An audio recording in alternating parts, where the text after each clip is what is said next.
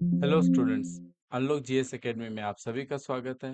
आज हम एक नई सीरीज स्टार्ट करने जा रहे हैं जिसमें हम 27 अक्टूबर को होने वाली यूपी पीसीएस प्रीलिम्स की परीक्षा को ध्यान में रखते हुए हम यूपी पीसीएस प्रीलिम्स के प्रीवियस ईयर में पूछे गए क्वेश्चंस के थ्रू प्रीलिम्स का सिलेबस कंप्लीट करने की कोशिश करेंगे। इस सीरीज को हम स्टार्ट करेंगे प्रीवियस ईयर 2023 से पूछे गए प्रीलिम्स के क्वेश्चंस के थ्रू हम पीछे की तरफ चलते जाएंगे। तो चलिए स्टार्ट करते हैं आज का हम सेशन। आज का पहला क्वेश्चन है, which among the following provision part of the constitution is not correctly matched. कि भाई कौन से पार्ट में क्या सब्जेक्ट दे रखा है, हमें ये बताना है। तो जो पार्ट 8 है उसमें यूनियन टेरिटरीज दे रखे हैं, हाँ ये बिल्कुल ठीक है। पार्ट 10 के अंतर्गत schedule and tribal areas they रखे हैं, हाँ ये भी ठीक है। पार्ट 11 में क्या ट्राइब्यूनल्स दे रखे हैं, नहीं। तो आपका आंसर क्या हो जाएगा, सी। जो ट्रिब्यूनल्स है वो 42nd अमेंडमेंट से जोड़ा गया था और ये पार्ट 14A में ऐड किया गया है।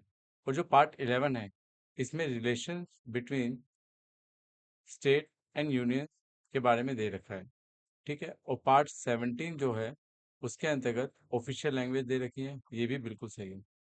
तो इससे रिलेटेड जो अलग पार्ट्स हैं हम उनको देख लेते हैं।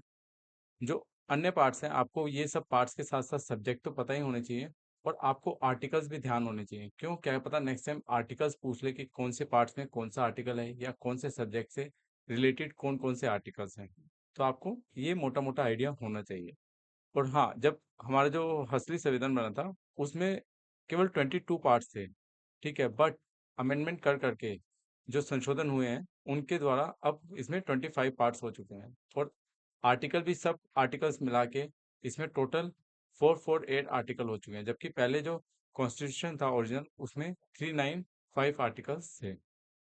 और साथ में ही आप इसे एक ट्रिक से याद कर सकते हैं भाई कौन से पार्ट में क्या क्या है। जैसे पार्ट 1 में यू से यूनियन टेरिटरीज, एक्चुअली ये ट्रिक्स है। जैसे you can fly directly from US to UP, meet child Sham Ram, fruit taste sweet to eat, so on eat Maggi as tasty snack. तो यू से हो गया पार्ट 1 में union and its territory. Can से हो गया सिटीजनशिप 5 to 11 आर्टिकल। फ्लाई से हो गया फंडामेंटल राइट्स पार्ट 3 में 12 से 35 आर्टिकल। और डायरेक्टली से हो गया डीपीएसपी आपके पार्ट आर्टिकल 36 से 51 तक। फ्रॉम से हो गया फंडामेंटल ड्यूटीज 51A में। फंडामेंटल ड्यूटीज थी, इसे भी 42nd अमेंडमेंट से ऐड किया गया था 1976 में, ठीक है। फिर यू से हो गया आपका यूनियन गवर्नमेंट, जो कि पार्ट आर्टिकल 52 से 151 में है। स्टेट हो गया आपके पार्ट 6 में, जो कि आर्टिकल 152 से आर्टिकल 237 तक है। फिर इसी तरह से यू से हो गया आपका अगेन यूनियन टेरिटरीज, ठीक है, जो कि पार्ट आपके हो गए 8 के अंतर्गत, जिसमें आर्टिकल्स हो गए 239 से 242। फिर नेक्स्ट पार्ट होता है आपका 9, जो कि है पंचायती राज, जिसे 73rd अमेंडमेंट एक्ट से जोड़ा गया था 1992 में, ठीक है। और इसके लिए जो आर्टिकल है 243 से 243 ओ तक। फिर मीट से हो गया म्यूनिसिपैलिटीज, जिसमें आपको आर्टिकल पार्ट 9 ए से आर्टिकल 243 पी से 243 जेड जी तक है, ठीक है। इसी तरह से चाइल्ड चाइल्ड से हो गया आपका पार्ट 9 बी के अंतर्गत। पार्ट 9 बी में कोऑपरेटिव सोसाइटीज के बारे में बात की गई है, जो कि 97th अमेंडमेंट 2011 में ऐड किया गया था। इसी तरह शाम, जो कि आपका पार्ट 10 है, उसके अंतर्गत शेड्यूल्ड ट्राइब्स एंड एरियाज की बात की गई थी, जिसमें आर्टिकल है 244 से 244 ए तक के लिए। और पार्ट राम का हो गया पार्ट 11, जिसमें relation between union and states बता रखा है 245 आर्टिकल से 263 तक। फ्रूट से हो गया आपका पार्ट 12 में finance property contract and suits, जो कि आपके आर्टिकल्स हो गए 264 से 300 ए तक। इसी तरह से part 13 trade and commerce intercourse with in India, ठीक है। एंड स्वीट से हो गया आपका पार्ट 14, जिसमें सर्विस अंडर पब्लिक कमीशन दे रखी है आर्टिकल 315 से लेकर आर्टिकल 223 तक। फिर आपका पार्ट आ जाता है 14A, जिसमें जो कि ट्रिब्यूनल्स दे रखे हैं। अब ये ट्रिब्यूनल्स भी आपको 42nd अमेंडमेंट से ऐड किए गए थे 14 पार्ट 14 ए में। ईट से हो जाता है आपका इलेक्शन कमीशन पार्ट 15 में, जिसके आर्टिकल हैं 324 से 329 ए तक।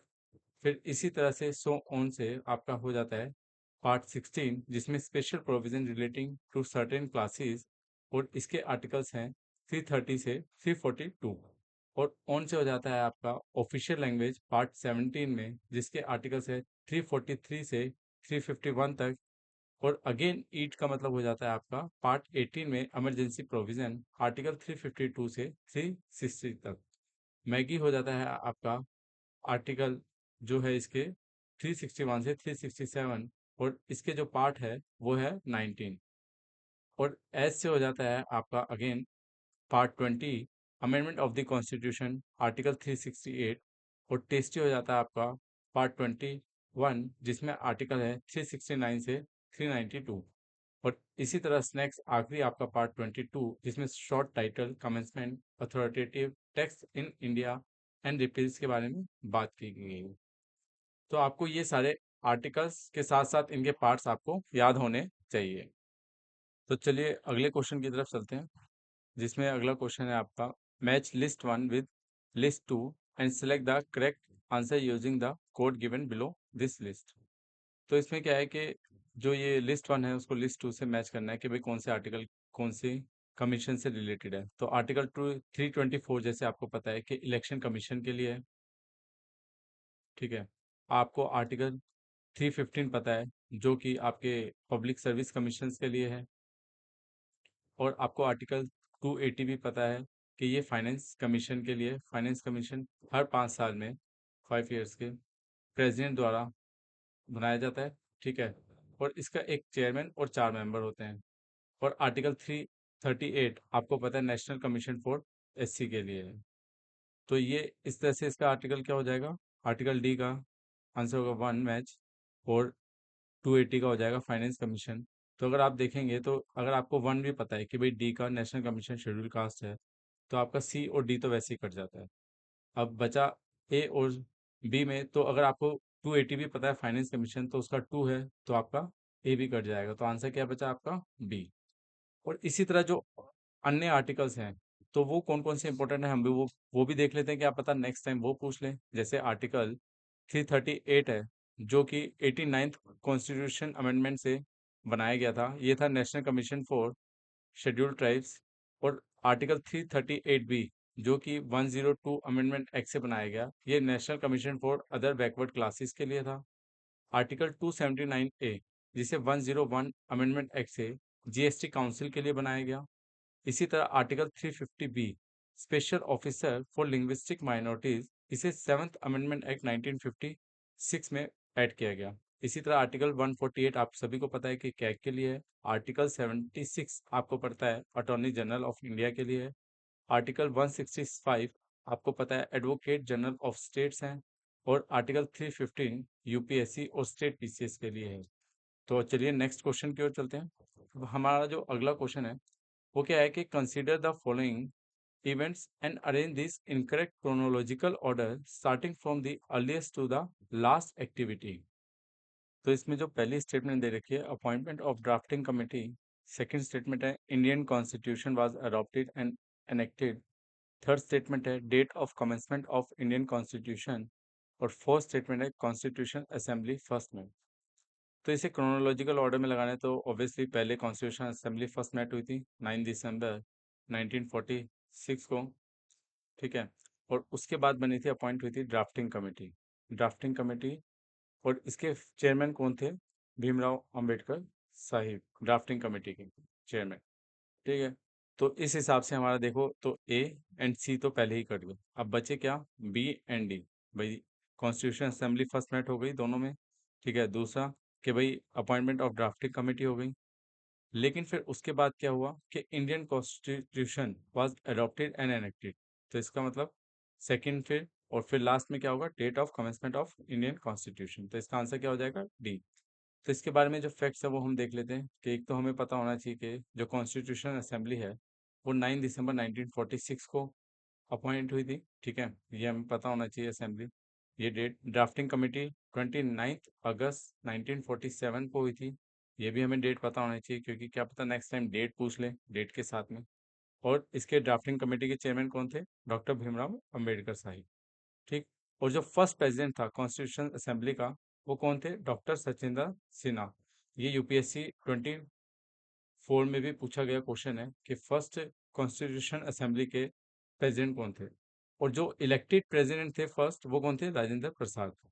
ठीक। और 26 नवंबर 1949 को कॉन्स्टिट्यूशन असेंबली ने जो ड्राफ्ट था कॉन्स्टिट्यूशन का, उसे पास किया। और इंडियन कॉन्स्टिट्यूशन वाज एग्जीक्यूटेड 26 जनवरी 1950। तो नेक्स्ट क्वेश्चन की ओर चलते हैं। अब जो नेक्स्ट क्वेश्चन था हमारा, वो है कि given below are two statement, one is label as assertion A and other as reason R. जो असर्शन ए है, वो देखे तो president can be recommended to the parliament to change the boundary of any state after seeking views of the concerned legislature of that state on the subject within specified period। ये बिल्कुल सही है कि भाई आर्टिकल जो third है, उसमें constitution में बात की गई है कि भाई कोई भी एक स्टेट या दो स्टेट्स को मिलाकर एक नया स्टेट सृजन किया जा सकता है, या इस स्टेट की बाउंड्री बड़ी कर कर दूसरा स्टेट इसमें मर्ज किया जा सकता है, या इसका नाम चेंज किया जा सकता है। ठीक है। तो वो कोई भी काम होगा वो पार्लियामेंट करेगी, और पार्लियामेंट उसके लिए पहले प्रेसिडेंट की सहमति चाहिए होगी, और प्रेसिडेंट उस चीज़ के लिए भाई जो भी विधानमंडल है, जो भी विधानसभा होगी, वहाँ पर वह इस चीज़ के बिल को भेजेगा और उनसे उनकी रिकमेंडेशन मांगेंगे। अब ये है कि भाई वो जो भी रिकमेंडेशन है वो उन्हें एक फिक्स टाइम पीरियड में वापस देना होता है। और ये रिकमेंडेशन जो भी स्टेट भेजता है वो प्रेसिडेंट या पार्लियामेंट के लिए बाइंडिंग नहीं होती है। ठीक है, वो एक एडवाइजरी की तरह होती है, वो उसे प्रेसिडेंट माने या ना माने वो उनके ऊपर है। ठीक है। अब रीजन क्या है इसका? It is not mandatory for the president to accept the proposal of the concern state legislature. तो ये भी ठीक है एकदम में। बट जो ये दोनों स्टेटमेंट ठीक है, बट आर जो एक्सप्लेनेशन है असर्शन की नहीं है। ठीक है, तो इसका मतलब ए तो नहीं होगा, तो इसका आंसर क्या हो जाएगा? बी। क्यों? क्योंकि दोनों स्टेटमेंट सही है और R is not a correct explanation of A. तो इसके बारे में देख लेते हैं। जो पार्ट 1 है, ठीक है, कॉन्स्टिट्यूशन का, उसमें आर्टिकल 1 to 4 है, union and its territory. Article 1 क्या बात करता है? नेम ऑफ इस टेरिटरी ऑफ द यूनियन। और आर्टिकल 2 के admission of establishment of new state, जो भी नया स्टेट है, जैसे सिक्किम 36 अमेंडमेंट 1975 से इसे ऐड किया गया था इंडिया में। इसी तरह जो आर्टिकल 3 है, वो क्या बात करता है? फॉर्मेशन ऑफ न्यू स्टेट्स, या फिर उसकी बाउंड्री चेंज करना, या उसके नाम में कोई बदलाव करना, वो किसके थ्रू होगा? आर्टिकल 3 के थ्रू। और आर्टिकल 4 क्या बोलता है कि आर्टिकल 2 और आर्टिकल 3 के थ्रू जो भी काम होगा, ठीक है, उन्हें फर्स्ट एंड सेकंड शेड्यूल में चेंज करने के लिए कोई भी ऐसा नहीं है कि भाई आर्टिकल 368 के थ्रू उसमें कॉन्स्टिट्यूशन में अमेंडमेंट माना जाएगा। ठीक है। तो चलिए अगले क्वेश्चन की ओर चलते हैं। नेक्स्ट क्वेश्चन क्या है हमारा? with the reference of the election of Vice President of India, which is declared void by the Supreme Court of India, which of the following statement is correct? तो first statement है, the act done by him as a vice president before such declaration are consider valid. ये बिल्कुल statement सही है। Second statement, the act done by him as vice president और the day of such declaration are not consider valid. ये statement गलत हो जाएगा। क्यों? क्योंकि आर्टिकल 71 इसमें बात करता है कि जो वाइस प्रेसिडेंट है, बिफोर उससे कि सुप्रीम कोर्ट ने उसके जो इलेक्शन प्रोसेस या इलेक्शन को उसको वॉइड कर दिया है, तो उससे पहले जो भी उसने काम किए गए हैं I as a vice president, उसे नलीफाई नहीं किया जाएगा। ठीक है, तो इसका आंसर इसलिए क्या हो जाएगा? ओनली 1। तो इसके बारे में एक्सप्लेनेशन ये देखिए कि आर्टिकल 71 जो है कॉन्स्टिट्यूशन का, वो बोलता है कि भाई कोई भी डाउट्स और डिस्प्यूट्स होंगे प्रेसिडेंट और वाइस प्रेसिडेंट के इलेक्शंस को लेके, उन्हें कौन देखेगा? सुप्रीम कोर्ट देखेगा। ठीक है। और उन इलेक्शन को, ठीक है, जब भी अगर वॉइड कर दिया जाएगा या फिर उन्हें नलीफाई कर दिया जाएगा, तो प्रेसिडेंट या वाइस प्रेसिडेंट ने जो काम उस दिन से पहले जो भी काम किए हैं उन्हें, ठीक है, इनवैलिड नहीं माना जाएगा कि इस आधार पे कि भाई सुप्रीम कोर्ट ने उनके इलेक्शन को नलीफाई कर दिया है। ठीक है, वो एज ए वैलिड माने जाएंगे। तो चलिए नेक्स्ट क्वेश्चन की ओर चलते हैं। नेक्स्ट क्वेश्चन हमारा है, who among the following is the first women speaker in Lok Sabha? ठीक है, तो भाई प्रतिभा पाटिल थी, वो फर्स्ट वुमेन प्रेसिडेंट थी इंडिया की। उर्मिला सिंह ये गवर्नर रह चुकी हैं। सुषमा स्वराज ये पॉलिटिशियन है। और जो मीरा कुमार थी, आपका आंसर हो गया सी, ये फर्स्ट स्पीकर वुमेन लोकसभा थी। ठीक है, और ये as a IAS officer retire हो चुकी हैं। तो चलिए देखते हैं अगला क्वेश्चन क्या है कि which one of the following pair scheduled subject is not correctly match. अब देखिए कि भाई एक तो आपको ये भी ध्यान रखना है कि नोट और करेक्टली मैच, कि भाई कौन किस में नोट दे रखा है। कई बार हम होता है कि जल्दीबाजी में नोट को मिसप्लेस कर जाते हैं, माइंड से स्लिप हो जाता है, तो इसलिए हमें ध्यान से देखना है। ठीक है, और ये अब देखिए थर्ड शेड्यूल ये किसकी बात करता है, form and oath of affirmation, ये बिल्कुल सही है। एट शेड्यूल लैंग्वेजेस की बात करते हैं, बिल्कुल ठीक है।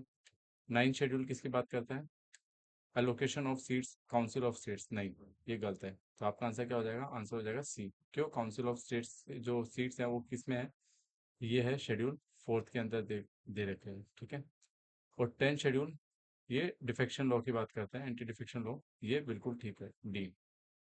तो इसके बारे में और जान लेते हैं हम कि जो शेड्यूल वन है वो किसकी बात करता है, state and union territory name and their boundary details. और शेड्यूल टू किसकी बात करता है, special power and salary of president, governor of state.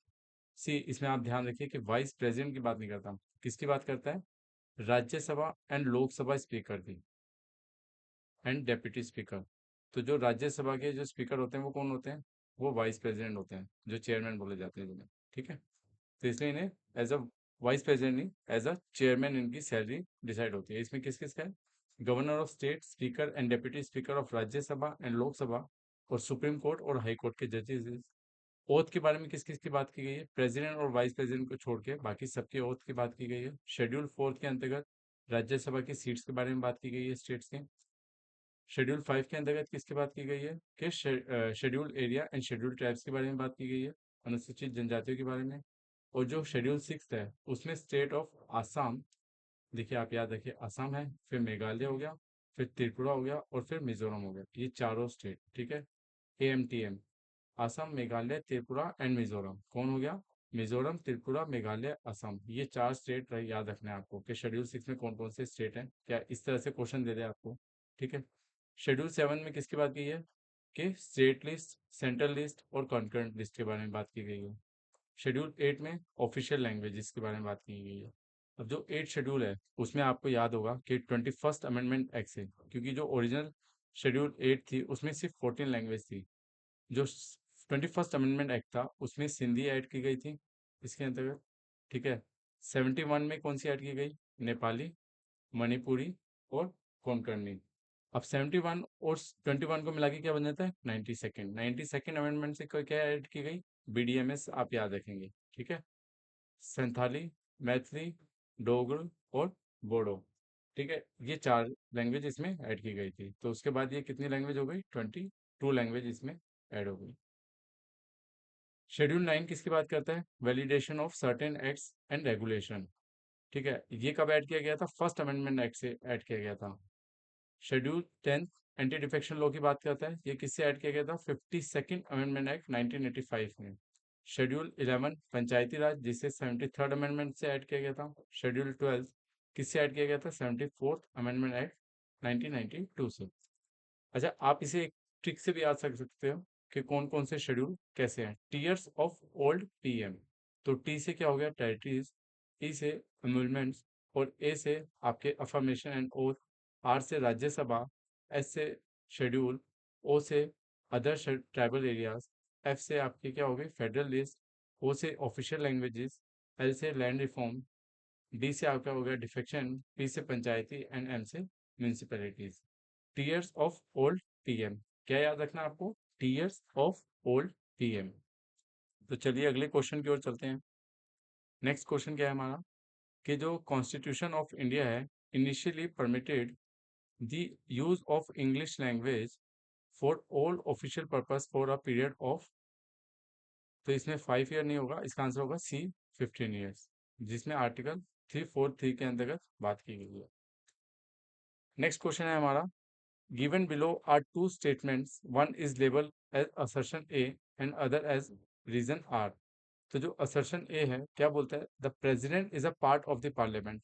ये बात बिल्कुल सही है, क्यों? क्योंकि राज्यसभा या लोकसभा कोई भी बिल पास करता है तो वो बिल पास करने के बाद किसके पास जाता है, प्रेसिडेंट के पास। अगर प्रेसिडेंट उस पर अपनी सहमति ना दे तो क्या वो बिल बिल माना जाएगा या वो लॉ बन पाएगा? नहीं। इसलिए प्रेसिडेंट को भी पार्लियामेंट का पार्ट माना जाता है। तो इसका रीजन क्या होगा, a bill passed by two houses of the parliament cannot become a law without the assent of the president। ये बिल्कुल सही है। और इसका आंसर क्या होगा, both A and R are true and R is correct explanation of A। तो इसका आंसर क्या हो जाएगा, B। तो इसकी एक्सप्लेनेशन देखते हैं। तो एक्सप्लेनेशन क्या है कि जो पार्लियामेंट है सुप्रीम लेजिस्लेटिव बॉडी है इंडिया की, ठीक है। और जो इसे कंप्रोमाइज करता है, इसमें कौन कौन है, प्रेसिडेंट और दो राज्य काउंसिल ऑफ स्टेट्स और लोकसभा, ठीक है। ये दो हाउसेस और प्रेसिडेंट मिलके पार्लियामेंट बनाते हैं, ठीक। The president has the power to summon and prorogue either house of parliament और टू डिसॉल्व द लोकसभा।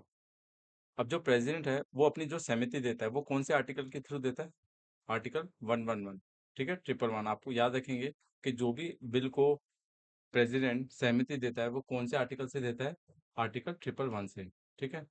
और जो 44th अमेंडमेंट 1978 है, इसमें क्या ऐड किया गया, इसमें ऐड किया गया कि भाई अगर प्रेसिडेंट किसी भी बिल को राज्यसभा या लोकसभा को लौटाता है कि भाई आप इस पे रिकंसीडर कीजिए, और वो हाउस अगर प्रेसिडेंट को या तो वैसे ही वापस लौटा दे या उसे अमेंडमेंट करके वापस करे, तो प्रेसिडेंट के लिए बाइंडिंग होता है कि वह उस पर अपनी कंसर्न दे, ठीक है। तो चलिए नेक्स्ट क्वेश्चन की ओर चलते हैं।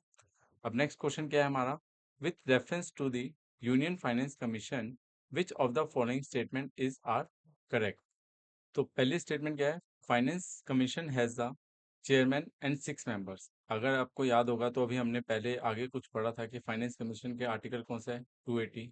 उसमें मैंने आपको बताया था कि जो फाइनेंस कमीशन है उसका एक चेयरमैन होता है, ठीक है, और 4 मेंबर्स होते हैं, और इसे कौन बनाता है, प्रेसिडेंट, ठीक। और इसकी जो जो भी शर्तें हैं, ठीक है, क्वालिफिकेशन वगैरह, वो कौन डिसाइड करता है, पार्लियामेंट। और जो भी इसकी एडवाइजरी होती है, ठीक है, वो एक एडवाइजरी होती है, ना कि बाइंडिंग होती है गवर्नमेंट पे। जो भी ये फाइनेंस कमीशन जो भी अपनी रिकमेंडेशन करता है वो बाइंडिंग नहीं होती है गवर्नमेंट के ऊपर, वो एक एडवाइजरी होती है, ठीक है। और जो फाइनेंस कमीशन अपनी रिपोर्ट किसे सबमिट करता है, नीति आयोग को। नहीं, ये गलत है। ये नीति आयोग को नहीं रिपोर्ट करता, अपनी प्रेसिडेंट को सबमिट करता है अपनी रिपोर्ट, जो कि पार्लियामेंट में रखते हैं, ठीक है। तो इसका आंसर क्या हो जाएगा, नाइदर वन नाइदर टू, ठीक है। तो इसकी आप देख लेते हैं कि फाइनेंस कमीशन पे और कुछ क्वेश्चन बन सके कि फाइनेंस कमीशन कौन से आर्टिकल में है, 280 में है, ठीक है। फाइनेंस कमीशन कॉन्स्टिट्यूशनल बॉडी है, ठीक। फाइन और इसी तरह से जो आर्टिकल 243 आई है वो किसके लिए है, वो स्टेट फाइनेंस कमीशन के लिए है। स्टेट फाइनेंस कमीशन को कौन कंसिस्ट करता है, गवर्नर करता है, गवर्नर ऑफ स्टेट, ठीक है। इसी तरह से जो प्रेसिडेंट फाइनेंस कमीशन बनाता है हर 5 साल में बनाता है, और इसका कंपोजिशन क्या है कि एक चेयरमैन होगा और 4 मेंबर होंगे। इसकी एलिजिबिलिटी क्या होगी फाइनेंस कमीशन की, वो पार्लियामेंट डिसाइड करेगा, ठीक है। और जो प्रेसिडेंट को किसे सबमिट करता है ये अपनी रिपोर्ट, प्रेसिडेंट को सबमिट करता है अपनी रिपोर्ट, ठीक है। और इसकी रिकमेंडेशन जो है फाइनेंस कमीशन की are only of advisory nature, ठीक है। और जो गवर्नर होता है जो फाइनेंस कमीशन, वो हर 5 साल में, वो भी उसी तरह से वो पंचायती और म्यूनसिपैलिटीज के लिए कॉन्स्टिट्यूट करता है फाइनेंस कमीशन को, ठीक है। अब जो इंडिया का फर्स्ट फाइनेंस कमीशन था वो कब बना था, आपको ये डेट फैक्ट भी याद पता होना चाहिए, 22 नवंबर 1951 को, ठीक है। और इसका चेयरमैन कौन था, कशिश चंद्रा, ठीक है।